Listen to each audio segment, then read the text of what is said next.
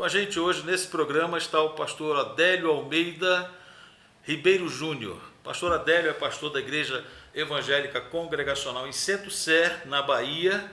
Ele foi pastor também, auxiliar na Igreja Fluminense. Pastor Adélio é alguém que Deus tem usado grandemente na sua associação, região ali no Vale do São Francisco. Não sei se ainda hoje depois ele vai confirmar, mas já exerceu a função de secretário regional de missões e tem feito um trabalho de implantar novas igrejas, de cuidar da igreja que pastoreia muito bem.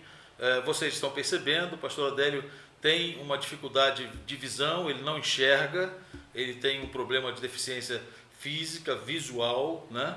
Mas é alguém que de fato tem sido assim para nós um desafio quando olhamos para ele com limitações e consegue fazer, ele tem feito a obra de Deus com muita excelência e zelo, nos dando exemplo de vencer os limites e ultrapassá-los com a graça de Deus. Então, eu quero cumprimentar o pastor Adélio e deixá-lo à vontade para se apresentar para você, nosso web espectador do programa do Dan.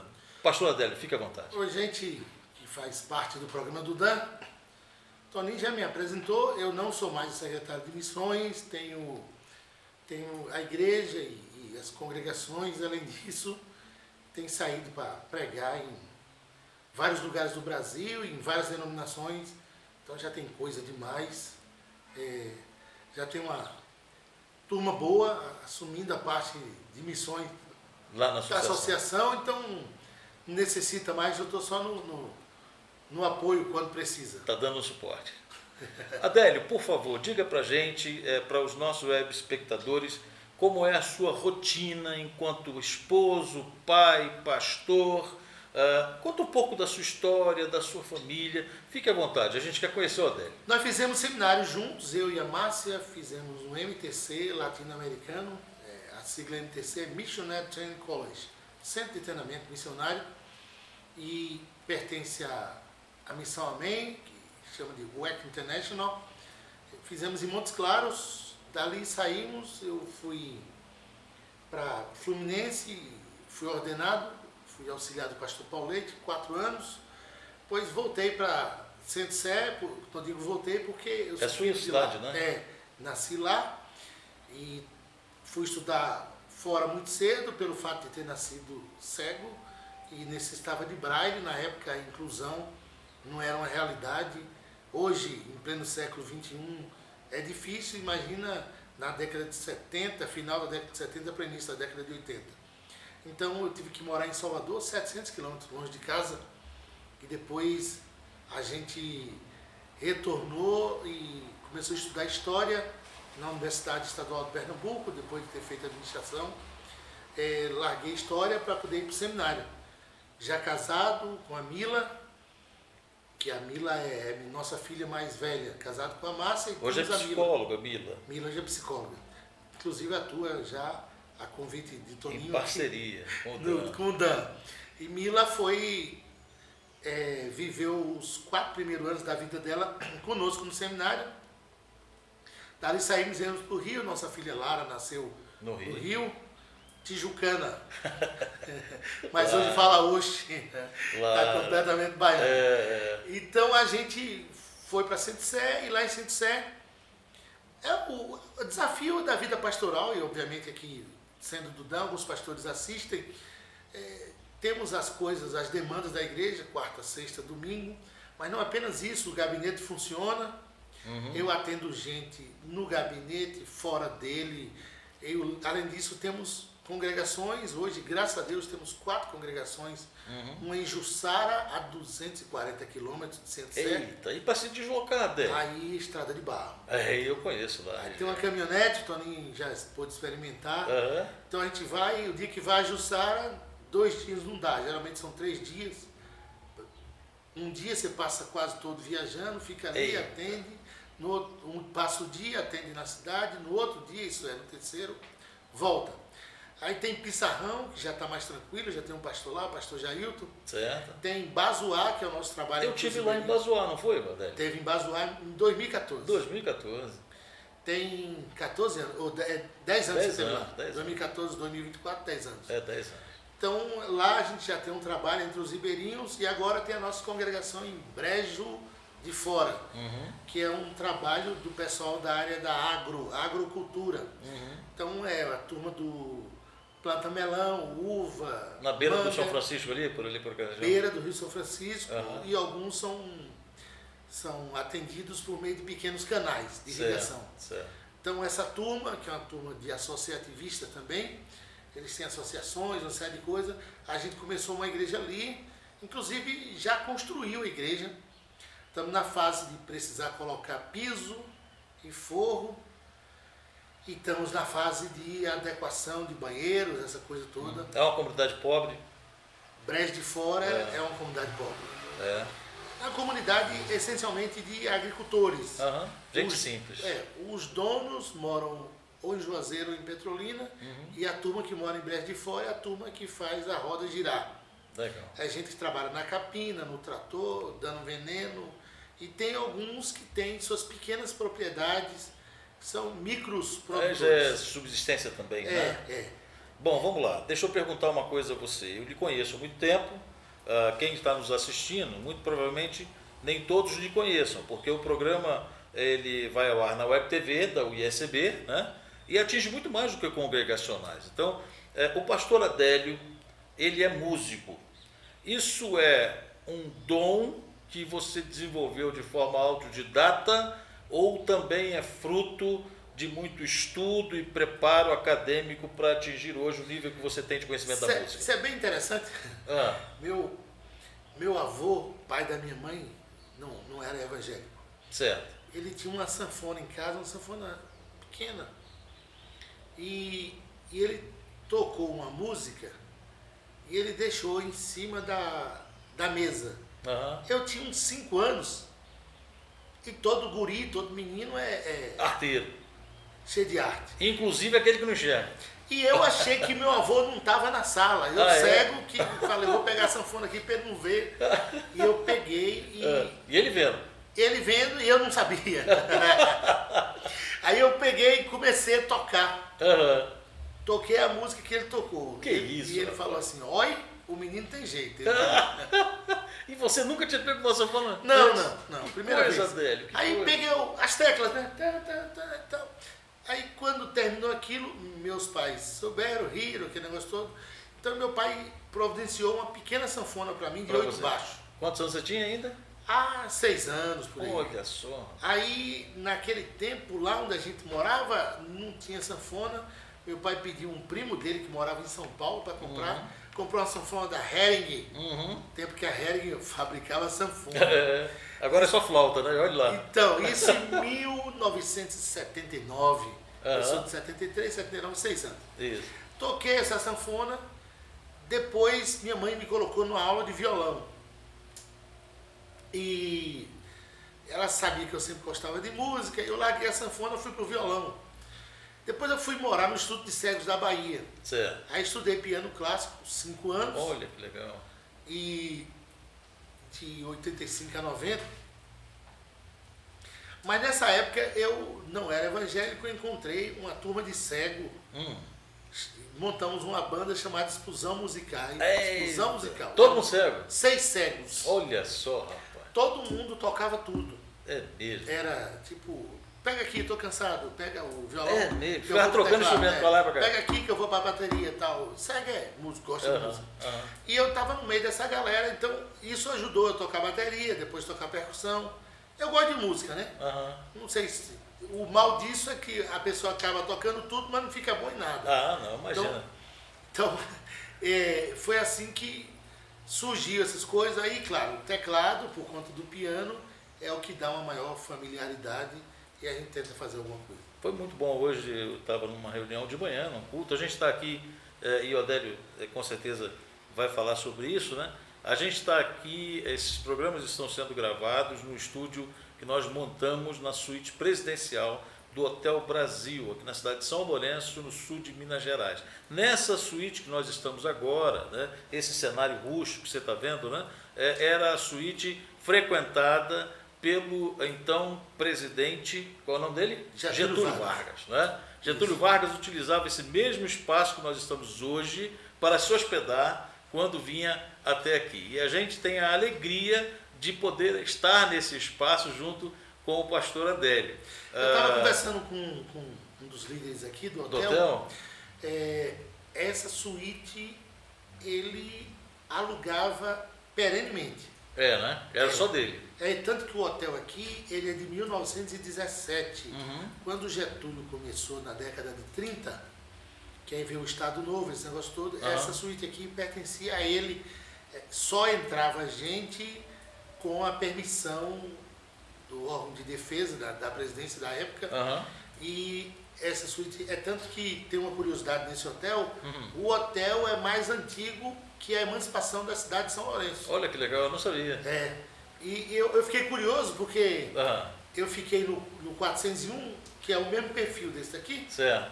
E aí eu gostei muito do quarto e eu chamei um rapaz e comecei a conversar. E ele falou: você sabia que esse mesmo perfil está lá em cima no quarto que pertencia ao presidente Getúlio Vargas. Certamente não foi aqui a bala, e a gente está mais tranquilo para usar. Mas, Adélio, essa suíte, eu não sei se você lá na que você está hospedado percebeu, ela é contígua com a suíte ao lado, a 702, lá com a 402, né? Eu imagino que nessa ao lado era onde ficava o staff, né? Que acompanhava o presidente nas suas hospedagens aqui. Então, há uma porta que interliga as duas suítes, né? Bem na frente da gente aqui, no local onde está o estúdio, tem essa porta que interliga com a suíte 702. É realmente um lugar maravilhoso, antigo, né? Mas muito bem conservado. Sim. E é uma honra a gente estar aqui, né? Muita história se fez aqui nesse lugar. Eu acho interessante, o interessante do congresso nesse lugar aqui é por conta de que dá um impacto na cidade. Exatamente. Prova disso, eu sou preletor, um dos preletores, né, do evento aqui do congresso, das manhãs estão comigo, e à noite, no domingo, eu já vou pregar na igreja congregacional aqui da cidade, de São Lourenço. Isso aí, pastor Vinícius. Eu acho isso interessante, essa ideia que a denominação está tendo de trazer, claro, para um hotel, como tem aqui, mas você ter uma igreja perto para criar esse vínculo. Exatamente. Queria já aproveitar aqui para parabenizar pela iniciativa. Então, vamos lá. Agora, pastor Adélio, vamos falar um pouco sobre a situação da nossa denominação. Você tem uma história de ter sido pastor auxiliar da primeira igreja evangélica do Brasil, né? Nós somos congregacionais, a nossa denominação é fruto do trabalho do missionário Robert Reid Calley, com sua esposa, dona Sarah Calley, que deram início, né, ao trabalho congregacional, ao trabalho de evangelização em língua portuguesa. A gente pode até dizer assim, né? No Brasil, em 1855, a partir daquela igreja que você pastoreou. O que isso significa para o Adélio? Num quadro de ministros que tem mais de 800 pastores, o Adélio ter sido um dos pastores da igreja pioneira da evangelização do Brasil. Acho interessante. Primeiro, eu queria só enfatizar 3 coisas. Certo. Eu, quando assumi a Fluminense, como auxiliar, claro, fiz uma conta, né? Imagina, 1855, era Dom Pedro. Dom Pedro sai em 1889 e a Fluminense continua de pé. Certo. Cai a escravatura e a Fluminense continua de pé. Certo. Entra Deodoro da Fonseca, depois Marechal Floriano, que era considerado Marechal de Ferro. Cai o Marechal e a Fluminense continua de pé. E aí você vai ter, desde Campos Sales até a queda da Velha República, Washington Luiz, tal, até a entrada de Getúlio Vargas em 30, cai a República Café com Leite e a Fluminense de pé. Entra Getúlio Vargas em 37, declara o Estado Novo. Em 45, elege-se Eurico Gaspar Dutra, cai o Estado Novo e a Fluminense continua de pé. Em 50, é reeleito Getúlio Vargas, que suicida em 54. Cai Getúlio e a Fluminense continua de pé. Entra em 55 Juscelino Kubitschek, que vai até 60, depois Jânio Quadros, Jango, cai Jango e a Fluminense continua de pé. De 64 a 84, nós temos o período militar, que cai em 84, entra Tancredo, que também cai. Você não citou morreu. João da Silva Figueiredo, né? Não, mas ele é que encerrou o período militar. Cai o período militar e Tancredo e a Fluminense de pé. Você tem Cruzado 1, Cruzado 2, Cruzado Novo, cai os planos financeiros, os gatilhos, os ministros da Fazenda, a Fluminense de pé. Nós vamos ter Itamar Franco, que também sai, Fernando Henrique, Lula 1, 2, Dilma, Bolsonaro, Lula 3 e a Fluminense de pé. Amém. Quando eu fiz essa conta, eu comecei a pensar na resistência do trabalho aberto por Cali.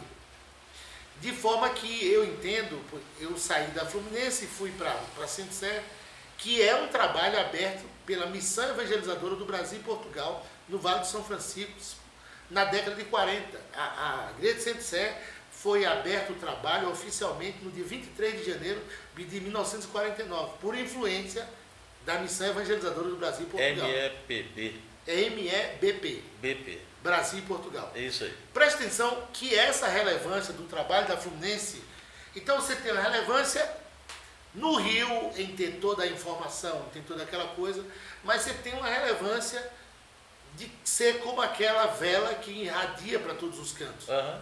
Então, para mim, o fato de ter chegado na Fluminense foi bem interessante, porque a Fluminense me apoiou como seminarista sem me conhecer. O pastor Paulo Leite me viu, levou a proposta, a Fluminense acatou e a Fluminense não sabia. Depois eu saí do seminário e fui ser pastor de uma igreja que me apoiou 4 anos sem me conhecer. Eu também fiz isso, pastor. Sabe? Lá em Campinas, eu fui o estagiário durante o tempo do seminário, apoiado por eles, e depois me tornei pastor lá. É interessante isso, né? A igreja passa a amar a gente antes que a gente assuma o pastorado dela. Essa é uma ideia porque você semeia. Exatamente. Sem saber como vai ser a colheita. Né? Exatamente. Mas então, Adélio, olha só, que interessante, né? O Adélio, que sai lá de Centro-Sé, eu me lembro que quando eu fui a Centro-Sé, eu rodei 200 quilômetros de estrada de chão à época. Hoje são quantos quilômetros de Juazeiro para lá? Hoje, 200 quilômetros de Juazeiro para lá, não tem mais estrada de chão, graças a Deus. Que bênção, hein, rapaz? Isso aí é Eu fantástico. desci do aeroporto lá e encarei uma caminhonete num calorão, uma poeirada. Não, naquela época acho que era palha quente, não era, Adélio, que você foi buscar? Era uma palha quente. Era uma palha quente. Meu Deus do céu. Hoje tem uma caminhonete mais tranquila. Agora, você me convidou ano passado, eu não pude ir. Na próxima eu vou para estrear a caminhonete. Né? Então. Vai deixar eu dirigir aquela bichona lá. É porque tem que optar, ou você ou eu. É melhor eu. Por mais que eu já tenha uns acidentes nas costas. Mas você meio que está enxergando um pouco mais. Mas então, Adélio, aí eu fico pensando, né? Adélio deixou de ser um historiador, mas continua amando história. Né? Porque você abandonou a faculdade de História? Você fez administração? No meio, eu fiz administração nível 2. Certo. Eu estagiei com o INSS. Dali eu saí e fui secretário de Cultura do município. Olha que legal. Lá em Centro-Sé? Em Centro-Sé. Eu era muito novo, tinha 20 anos, 21 anos. E assumi a Secretaria de Cultura. Nesse período a gente levou alguns projetos culturais, tipo o projeto Chapéu de Palha, que era um projeto desenvolvido pela Jurema Pena. Esse projeto Chapéu de Palha formou um monte de gente boa, inclusive, que depois virou artistas aí da Globo, esse negócio todo. Que legal. Lá na Bahia. Eu escrevi uma peça chamada O Sertão Virou Mar e Centro-Sé Não Se Afogou. E aí o projeto viu essa peça e levou. Que legal. Mas aí eu não queria a área de cultura em si. Eu estava ali, era um tempo de entendimento, de conhecimento. Eu já tensionava em 1996, 97, aí para o seminário. Certo. Então eu escrevi uma carta para o seminário congregacional. Na época o seminário respondeu: não estamos preparados para termos alunos com Pedra de Guaratiba, né? Na Pedra de Guaratiba. Para recebermos alunos com deficiência visual, o que eu acho que foi uma tristeza, porque para mim foi um desafio perceber que a denominação não tinha singrado ainda a ideia da inclusão. Pois é. Mas aí em 1999, a Missão Amém, claro, por ser uma missão que já trabalhava com a Europa, com os Estados Unidos, e já conhecia muito bem o trabalho de inclusão, eles me aceitaram como aluno e eles começaram, porque alguém fala de inclusão, eu sei o que é estudar numa escola inclusiva. O MTC era uma escola inclusiva. Quando todos os alunos recebiam as apostilas, certo. eu recebia as minhas, Em naquela época, em disquete. Olha, rapaz. Que eu colocava no computador e tinha o MS-DOS. Eu lembro disso. E depois passou para o Windows. Aham. Então foi desenvolvido o DOS-Vox, que era um leitor de tela. Depois a Fundação Bradesco, por meio de uma mulher chamada Gina Esther Leôncio, desenvolveu e acoplou a Micropower Virtual Vision. E aí esse virou meu leitor de telas oficial, que foi quando eu comecei a trabalhar. Então eu trazia os textos em formato doc, e aí, ou em formato RTF, que era escaneado, Certo. transferia para um formato TXT, e o leitor de tela lia para mim.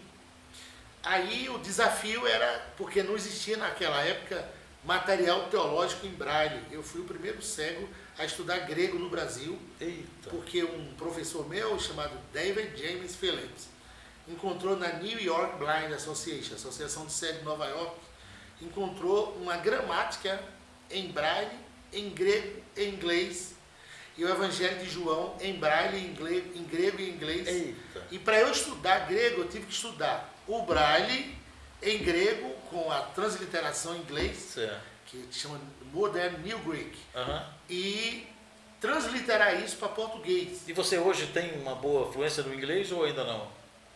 Não, meu inglês é pior do que morrer com falta de ar. Ah, é? Não, mas de qualquer forma, foi o caminho que eu encontrei. Por exemplo, tipo você vai, Roy Apostoloi, né? Os apóstolos, por exemplo. Então, para você descobrir onde está a áspera, aí em inglês eles usavam alguma coisa que não era comum do nosso acento braille no Brasil. Então eu tive que aprender isso. Eita. Para poder, porque tudo de cego dá mais trabalho. É muito trabalho, muito trabalho. E aí eu tive que lidar com isso, e eu tive o meu professor de grego, Rosifran, que hoje é um ex-senior, ele tinha muita paciência, me ajudou muito, e ele, graças a Deus, era brasileiro, mas estudou grego na Pensilvânia, tinha mestrado em grego. Olha, lá. Legal. Então, rapaz, Deus cria as coisas. Deus colocou esse cara, que tinha um conhecimento do grego e inglês, inclusive fala muito bem inglês fluentemente, para me ajudar.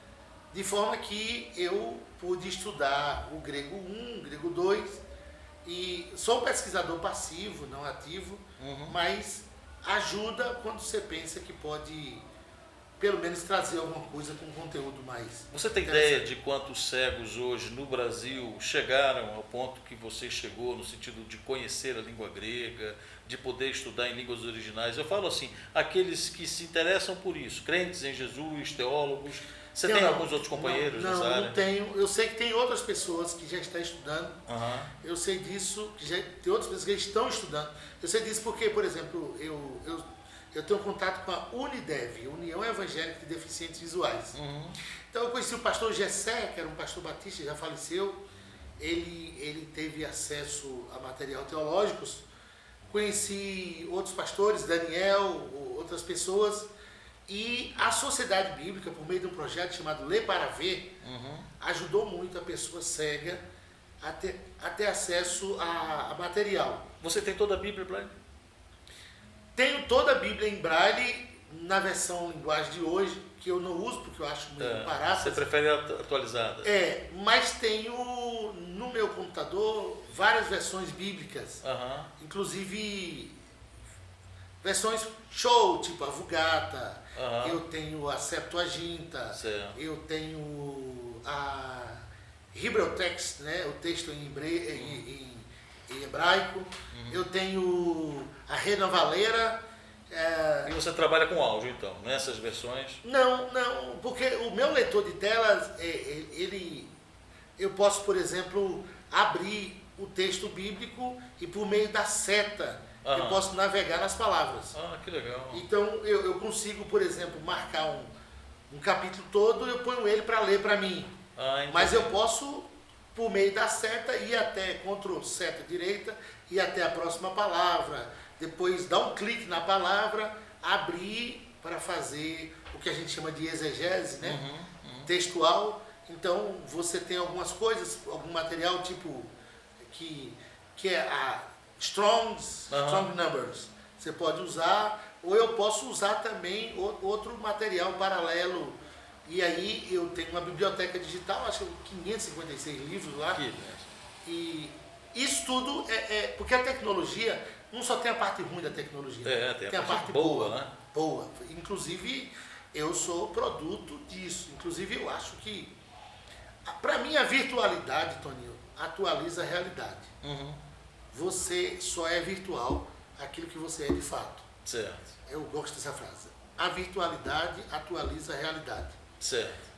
Se você é um cara fofoqueiro, você vai continuar sendo fofoqueiro virtual. Se você era um cara que estudava, você vai ser um estudante virtual. Se você era um cara de padrão de livros mais da área devocional, a área virtual vai te dar toda essa ferramenta. Eu gosto de um negócio que diz assim, da mesma flor que a abelha tira o mel, a aranha tira o veneno. Você sabia? Não sabia. Da mesma flor. Não sabia. Então, eu escolho ou veneno ou mel. A gente fica com mel. Tá certo. Bom, deixa eu lhe falar uma coisa que me fez pensar quando você falou sobre acessibilidade, né? Se o nosso seminário estivesse pronto para lhe receber, teria sido uma honra para você estudar no nosso seminário, com os nossos mestres, professores, à época, mas Deus abriu outra porta e eu creio que foi a vontade de Deus, não tenho nenhuma dúvida disso. No entanto, quando eu fui pastor da Igreja Congregacional da Ilha da Madeira, lá em Itaguaí, uma região de Vila de Pescadores, um dia eu estava no centro da cidade e um cadeirante, também deficiente, mas dessa forma físico, na perna não andava, sim, né? Sim. Ele me parou para vender um cartão telefônico. Naquela época você usava orelhão com cartão telefônico. Sim. Na ponta do calçadão, da rua principal da cidade, onde tinha um calçadão onde andavam os transeuntes ali de lojas e tal, né? E aí eu comprei aquele cartão e falei, você não quer ir à minha igreja, fazer uma visita e tal? E eu falei do amor de Deus para ele. Ele falou, onde é a sua igreja? Eu disse, olha, na Ilha da Madeira. Aí ele falou assim para mim, você tem uma rampa e tem um acesso para que eu utilize o banheiro lá no decorrer do tempo do culto? Eu disse, não. Aí ele falou, então você não quer que eu vá à sua igreja. E aquilo doeu meu coração, né? Porque eu fiz o convite e à mesma hora eu não pude oferecer a ele a possibilidade de ele ir à minha igreja, porque de fato era uma escada para ter acesso ao templo e o banheiro não tinha a largura necessária de porta para que ele pudesse acessá-lo com a sua cadeira de rodas. Aí ele disse para mim, senhora, você não quer que eu vá à sua igreja. E muita gente não quer nos receber nas suas igrejas, porque igrejas têm escadas, os banheiros não são apropriados, e a coisa mais humilhante para um cadeirante é chegar num local e ter que pedir para alguém levá-lo ao banheiro. E eu ouvi aquilo e fiquei muito triste com aquilo. Na semana seguinte, eu era articulista de um jornal na cidade, Jornal Atual, e a cada sábado eu entregava o meu artigo que ia ser publicado para que no domingo esse jornal, que era semanal, ser distribuído na cidade, ser vendido nas bancas. Então, naquela semana, a minha coluna chamava Reflexão Pastoral. Naquela semana eu escrevi exatamente sobre isso, né? Sobre a igreja ser um lugar acessível a todos os pecadores, inclusive aqueles com alguma deficiência visual, ou que fosse qualquer, como foi a do meu amigo Valdemar.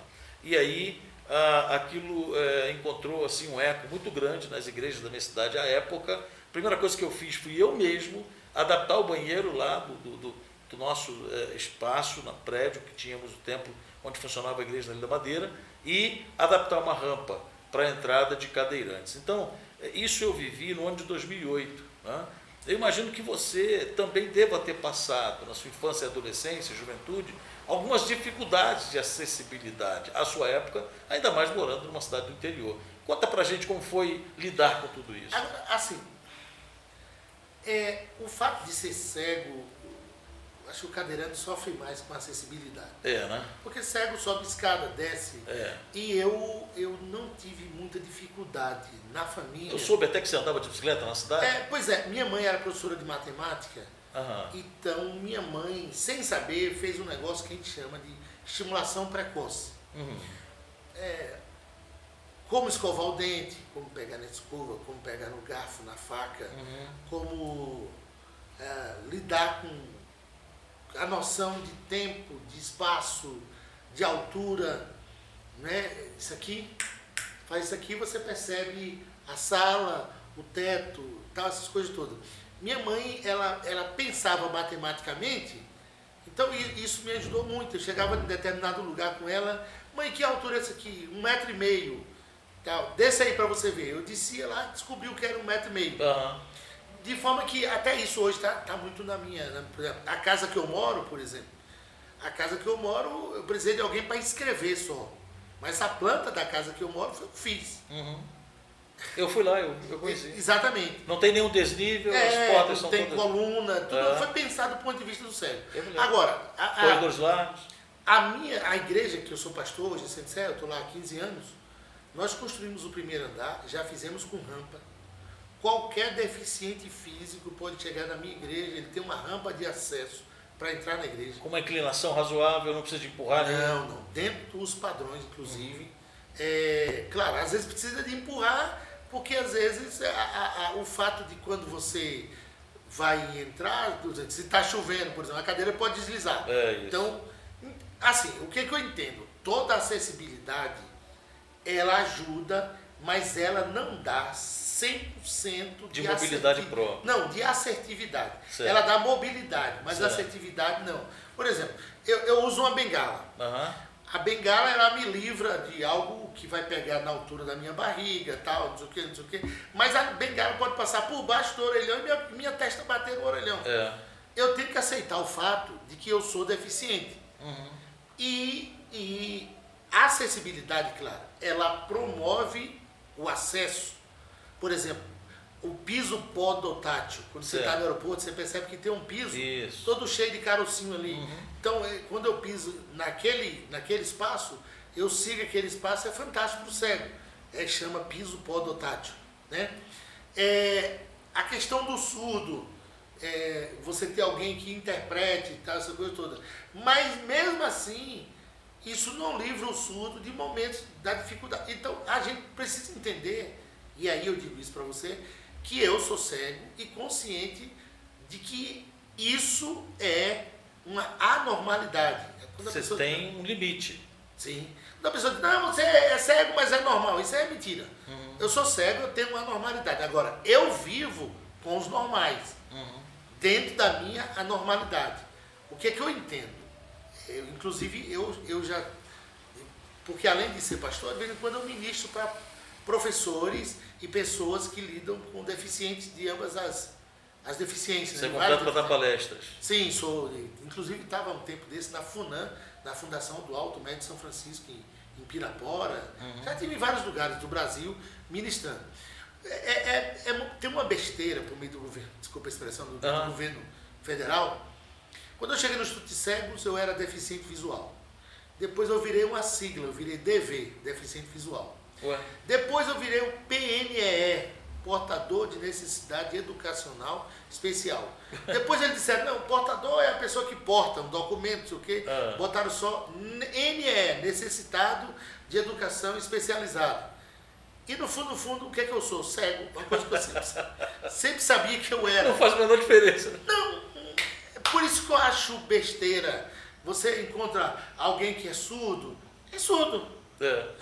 DA, deficiente auditivo, surdo é surdo, acabou. Então, o que eu digo é que a acessibilidade, ela tem 3 fatores básicos. Primeiro, é uma adequação predial. Depois, é uma adequação da mensagem, no caso da gente que é da igreja. Mas depois tem o fato da própria pessoa com deficiência aceitar o fato que é deficiente. Das suas limitações. O negro, por exemplo. Eu não quero esse nome negro, porque alguém diz, isso aqui está preto de sujeira, por exemplo. E aí você liga a ideia sujeira a negro, não é. Eu era criança e eu gostava de beiju, e minha mãe dizia, meu filho, você está sujo de tapioca. Era branquinho. Mas se essa bobagem pega na cabeça da pessoa, então, quando você tem uma igreja inclusiva, Toninho, você tem que trabalhar a pessoa. Para ela entender. Por exemplo, hoje eu estava ministrando e o pastor Josué passou um vídeo. Isso. Minha esposa estava do meu lado, eu pedi que ela fizesse uma adequação do vídeo para mim.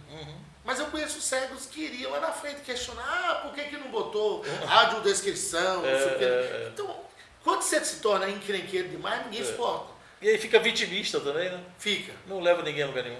Então, o que você faz? Você se adapta à realidade.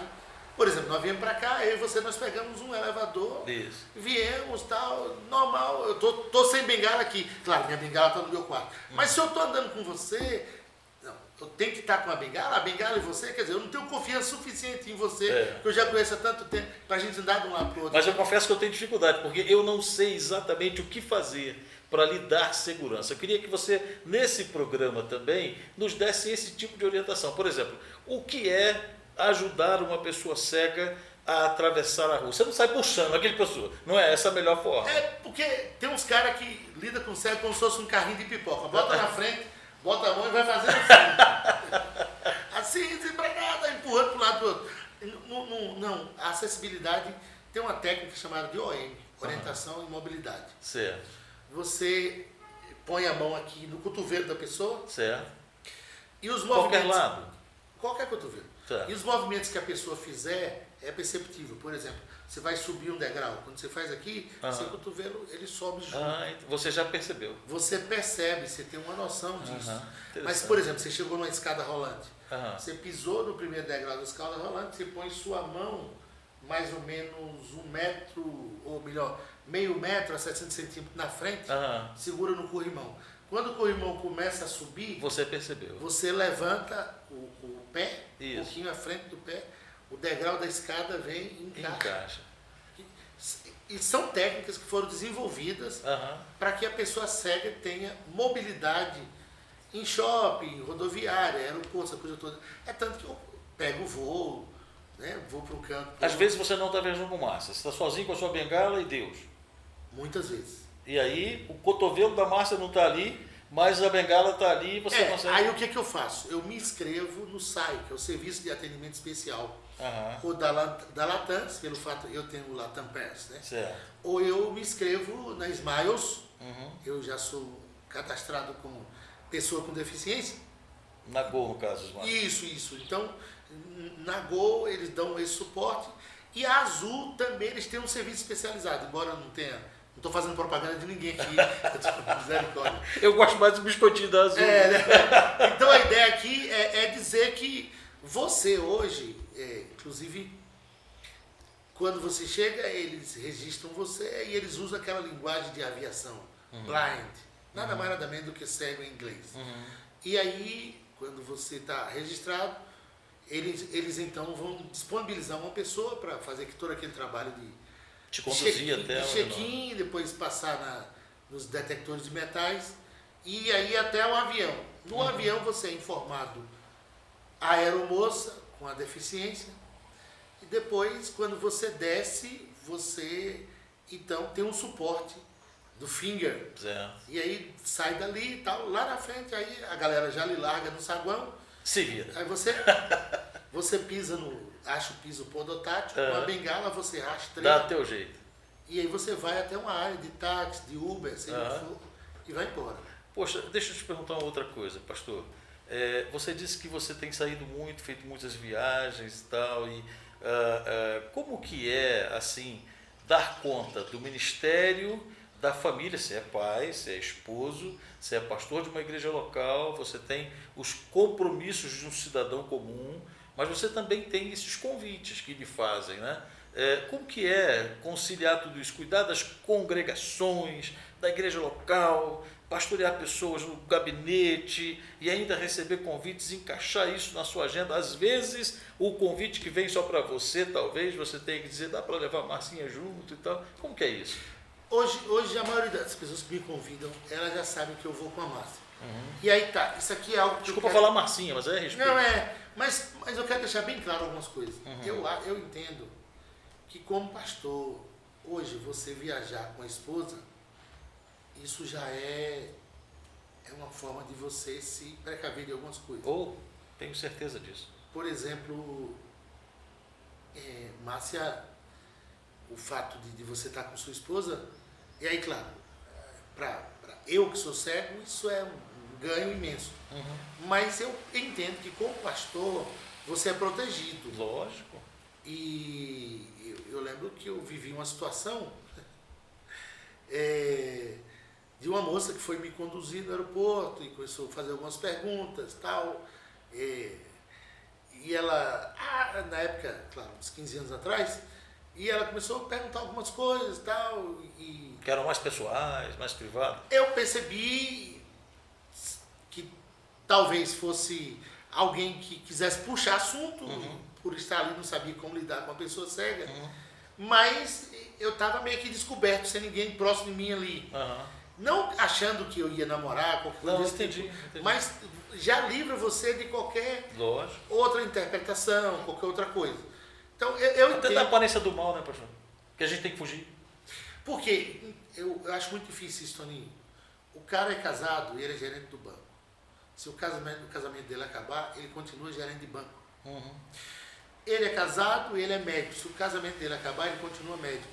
Mas se for pastor... Mas se for pastor, tá entendendo? Então, assim, nós estamos aqui, claro, o Dan é para isso, para pensar nisso. Então, eu acho que é algo que a gente precisa realmente imaginar, porque está atrelado ao ministério, né? Eu diria que pastor, a integralidade pastoral exige um compromisso de família. Exatamente. Entenda quando eu digo integral, não estou falando de integridade, estou falando de integralidade. Não, entendi. Um pastor integral, ele tem que entender que a esposa, por exemplo, para mim, minha esposa não é minha principal ovelha. Para mim, minha esposa é minha esposa. Alguns pastores dizem que é minha principal ovelha. Ninguém transa com ovelha. Eu diria mais, mas como diretor do DAN, eu tenho que ter cuidado para dizer o que eu vou dizer. Mas para mim, a minha esposa pastoreia junto comigo, apesar de ela não ser pastora. Não, é o que eu entendo, porque a minha fez seminário junto comigo. A minha também, 2. Então, eu entendo esse negócio de ninguém faz sexo com a ovelha. Lógico que não. Então, eu entendo que nesse caso a gente tem ministério. E na verdade, quando eu fui para Saint-Sé, eu achei que ninguém ia me convidar. Primeiro porque é longe, é um carro até o aeroporto, depois do aeroporto para ir para voltar, outro carro para voltar para casa. O povo tá nem aí para isso, né? E depois a esposa, então acaba que eu fico mais caro. Mas vale a pena, é um preço, é custo-benefício. Bom, eu acho que Deus tem me presenteado, eu tenho ido a várias denominações. Mas vamos lá, vamos falar de estados. Você já percorreu todos os estados do Brasil? Não, falta Roraima, falta Acre. Norte, então. Roraima, Acre e Amapá. Só norte. E um do sul, Santa Catarina. Já tive várias vezes no Paraná. Você precisa conhecer pelo menos o trabalho de Eliezer lá. Então, eu tenho que ir. Então, na realidade, dos 26, eu falto 4. Certo. Então você está bem, está bem. Agora, países. América do Sul já Não, viajou? só América do Sul, somente Bolívia, Paraguai, Argentina e Brasil, né? Claro. Já tá bom, né? Bom, Adélio, deixa eu lhe falar, olha, é um prazer ter você no programa do Dan. Se a gente continuar aqui, tem conversa por mais de meia hora, mas a gente tem que terminar com meia hora, que é o tempo do programa. Eu quero agradecer a Deus, primeiramente, pela sua vida, pelo ministério que Ele lhe deu, pela oportunidade de aprender com você.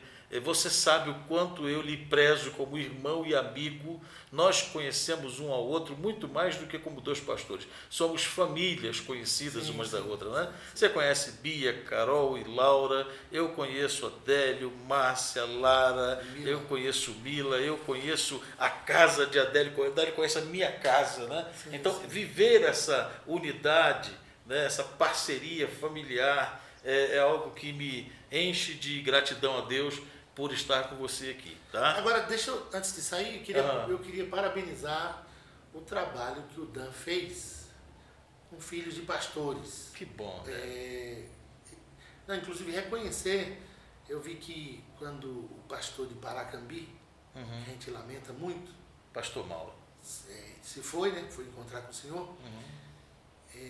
Antes de eu chegar em casa, minhas filhas já estavam preocupadas com a família. Porque elas estiveram com o Daniel, filho dele lá no... Daniel, exatamente. Então, assim, entenda, minha família está a 2.000 quilômetros da família do pastor Mauro. Esse link não seria feito Se não tivesse um se encontro. não tivesse um encontro de filho de pastores. Eu acho que a denominação precisa pensar nisso. Amém. Porque, primeiramente, é quem vai atender as demandas dos nossos filhos.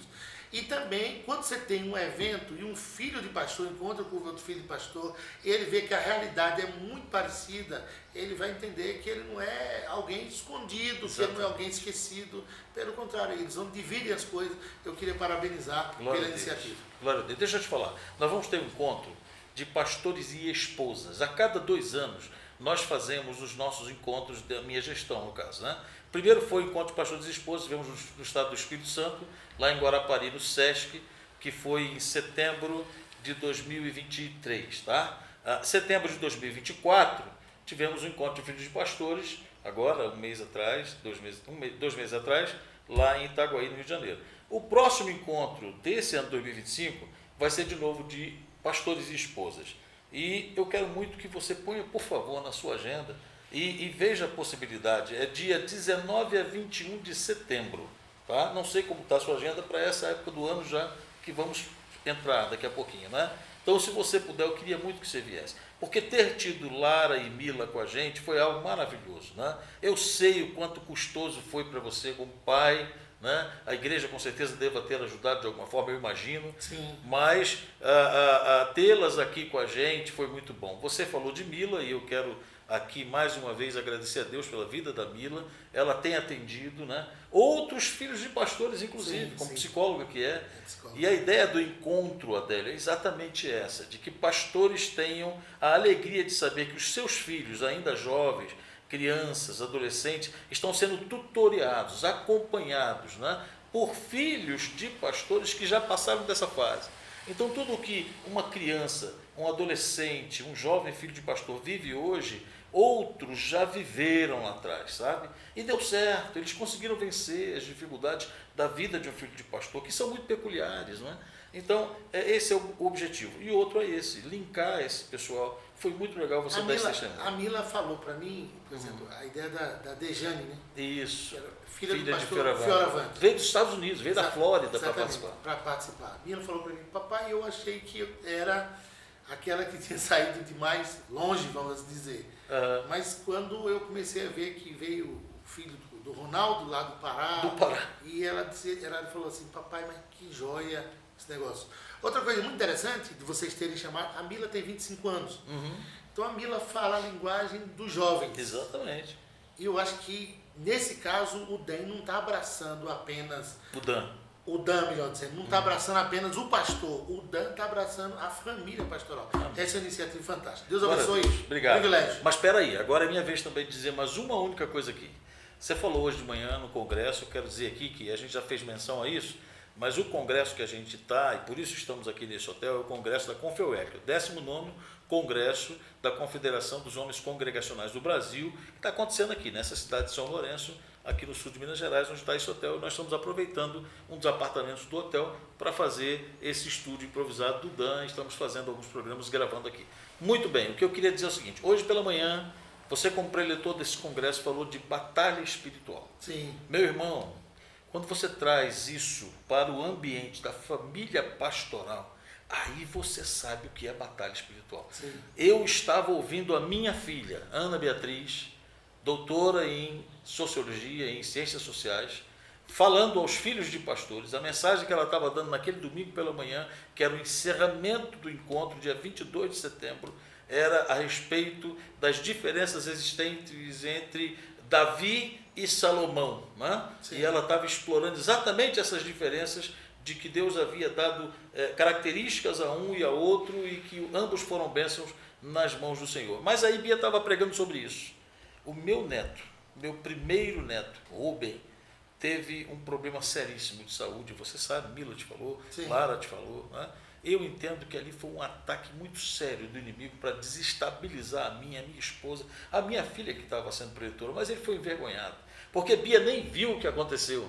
Bia estava dando a palestra, continuou dando a palestra, eu e Laura saímos para socorrer o Rubem, Laura ficou, nós fomos ao hospital, graças a Deus o Rubem está bem, não vem ao caso agora falar sobre o que, como foi, ele foi medicado, ele está sendo cuidado, mas eu queria dizer a você o seguinte, É uma dificuldade enorme quando você entende a batalha no mundo espiritual. O inimigo, ele quer atacar a mim e a você. E muitas vezes ele vem para mexer naquilo que nos é mais precioso, os nossos filhos, os nossos netos. Mas o anjo do Senhor acampa-se ao redor dos que o temem e os livra. Então, nessa batalha, nós somos mais que vencedores. Eu quero deixar você com essa palavra nesse fim de programa. Seus filhos são guardados por Deus. Seus netos são guardados por Deus. Você está protegido pelo sangue do Cordeiro sobre a sua vida. Pastor Adélio, muito obrigado. Amém, Deus abençoe. Amém. Um abraço a você, até o próximo programa do Dan.